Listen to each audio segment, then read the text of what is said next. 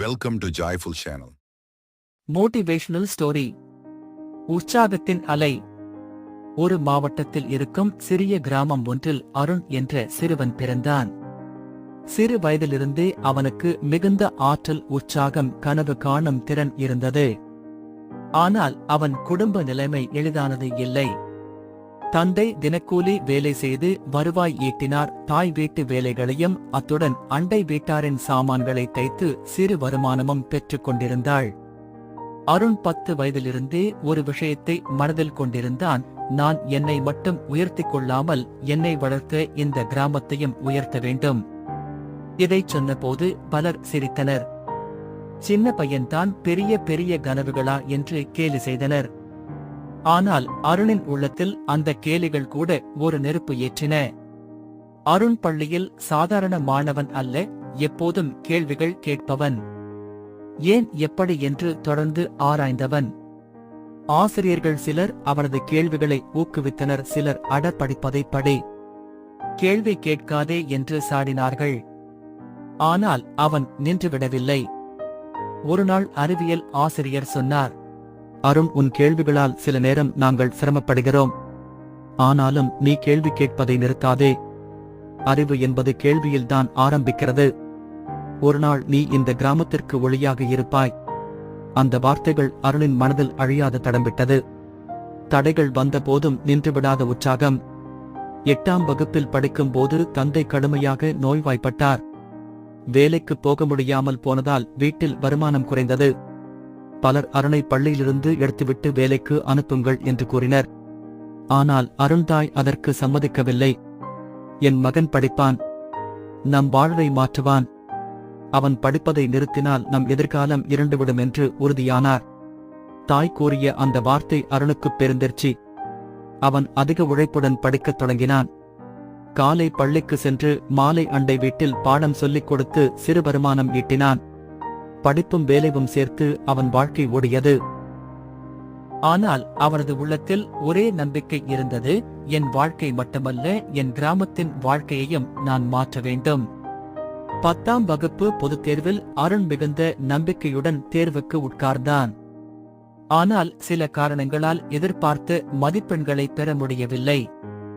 நண்பர்கள் சிலர் நீயும் சாதாரண பையன்தான் என்று கலாய்த்தனர். அந்த நேரத்தில் அவனது உள்ளம் சிதறியது. ஆனால் அறிவியல் ஆசிரியர் மீண்டும் அவனை அழைத்து சொன்னார், அருண், தோல்வி என்பது நிறுத்தும் புள்ளி அல்ல, அது ஒரு கற்றல் புள்ளி. உன்னிடம் இருக்கும் உற்சாகத்தை யாராலும் கெடுக்க முடியாது. மீண்டும் முயற்சி செய், அலை போல எழு. அந்த வார்த்தைகள் அருணின் மனதில் புதிய உற்சாக அலைகளை உருவாக்கின. 12ஆம் வகுப்பில் அவன் மிகவும் உழைத்தான். இரவு தூங்காமல் படித்தான். ஒவ்வொரு சந்தேகத்தையும் ஆசிரியர்களிடம் கேட்டான். முடிவில் அவன் மாவட்டத்தில் முதல் 10 மாணவர்களில் ஒருவனாக தேர்ச்சி பெற்றான். அந்த செய்தி கிராமமெங்கும் பரவியது. இந்த கிராமத்திலிருந்து இப்படிப்பட்ட மாணவன் வருவானா என்று பலர் வியந்தனர். அருண் கூறினான், இது என் வெற்றி அல்ல, இது என் தாயின் நம்பிக்கையின் வெற்றி, என் கிராமத்தின் வெற்றி. அந்த நாளில் இருந்து உற்சாகத்தின் அலை என்று கிராமத்தில் அனைவரும் அவனை அழைக்கத் தொடங்கினர். அருண் பொறியியல் கல்லூரியில் சேர்ந்தான். ஆனால் அங்கு புதிய சவால்கள் இருந்தன. நகரத்தில் இருந்து வந்த மாணவர்கள் எல்லாம் நல்ல வசதிகளுடன் இருந்தார்கள். அருண் மட்டும் பழைய சட்டை, பழைய புத்தகம். சில நேரங்களில் அவனை ஊர்கார பையன் என்று கேலி செய்தனர். ஆனால் அவன் மனதில் ஒரே எண்ணம், என் வறுமை என் பலவீனம் அல்ல, அது என் பலம். அவன் படிப்பில் மட்டும் அல்லாமல் பல்வேறு கண்டுபிடிப்புகளிலும் ஈடுபட்டான். கல்லூரியின் இறுதி ஆண்டில் சூரிய ஒளியால் இயங்கும் சிறிய நீர்ப்பம்பை கண்டுபிடித்தான். அது விவசாயிகளுக்கு பயனளிக்கும் வகையில் இருந்தது. இந்த கண்டுபிடிப்பு மாநில மட்டத்தில் பரிசு பெற்றது. ஊடகங்களில் அவன் பெயர் வந்தது. கிராம மக்கள் பெருமையுடன் பார்த்தனர். அருண் வேலைக்கு சென்று நல்ல சம்பளம் பெற ஆரம்பித்தான். ஆனால் அவன் கனவு தனக்கென்று வீடு, கார் வாங்குவது அல்ல. முதலில் தனது கிராமத்திற்கு திரும்பி அங்குள்ள குழந்தைகளுக்கு நூலகம் அமைத்தான். புத்தகம்தான் உலகத்தைக் காட்டும் சாளரம் என்று சொன்னான். பின்னர் சூரிய ஆற்றல் மூலம் இயங்கும் மின்சார விளக்குகளை கிராமத்தில் பொருத்தினார். இரவு நேரத்தில் மாணவர்கள் படிக்க முடியும் என்ற எண்ணம். இவற்றைக் கண்டு கிராம மக்கள் அனைவரும் உற்சாகத்தின் அலை வந்துவிட்டது. நம் கிராமம் மாறப்போகிறது என்று நம்பிக்கை கொண்டனர். ஒருநாள் அருளின் கிராமத்தில் வெள்ளம் ஏற்பட்டது. பல வீடுகள் சேதமடைந்தன. மக்கள் தங்கள் வாழ்வாதாரத்தை இழந்தனர். அந்த நேரம் அனைவரும் உதவி தேடி அலையத் தொடங்கினர். அருண் உடனே தனது நிறுவனத்தில் இருந்து நிதியுதவி பெற்றான். மேலும் பல கல்லூரி நண்பர்களை அழைத்து கிராமத்தில் மீட்புப் பணி செய்தான்.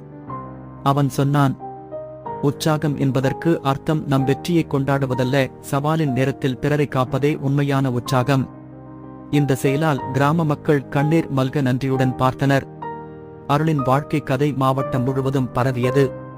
பல பள்ளிகளில் மாணவர்களுக்கு உரையாற்ற அழைக்கப்பட்டான். அவன் சொன்ன வார்த்தைகள் எளிமையானவை. உற்சாகம் என்பது கடலைப் போல, அது அடங்கிவிடாது. சில நேரங்களில் பின்னோக்கி செல்லும் போல தெரிந்தாலும் மீண்டும் முன்னேறிச் சத்தமாக கரையை அடையும்.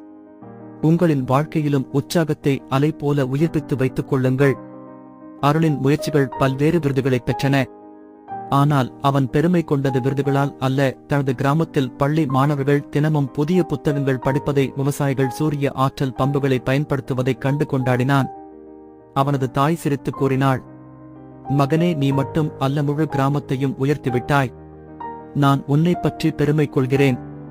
அருள் நெகிழ்ந்து பதில் கூறினான், அம்மா, இது எல்லாம் உன் நம்பிக்கையின் அலை. அதனால்தான் இன்று உற்சாகத்தின் அலை எனக்கு வந்தது. அருளின் வாழ்க்கை ஒரு பாடம். வறுமை தடையாக இல்லை, அது வளர்ச்சிக்கு ஊக்கமாகும். தோல்வி ஒரு நிறுத்தம் அல்ல, அது ஒரு பாடம். உற்சாகம் ஒருவரிடம் மட்டுமே இருந்தால் போதாது, அதை மற்றவர்களிடம் பரப்ப வேண்டும். உற்சாகத்தின் அலை என்றால் அது ஒருவரின் உள்ளத்தில் மட்டும் அல்ல, அது குடும்பம், கிராமம், சமூகத்தை தொட்டு பரவ வேண்டிய ஒரு ஆற்றல். அருளின் கதை நமக்கு நினைவூட்டுகிறது, சிறிய அலை கூட பெருங்கடலை அசைக்க முடியும். அதுபோல சிறிய உற்சாகமும் பெரிய மாற்றங்களை உருவாக்கும்.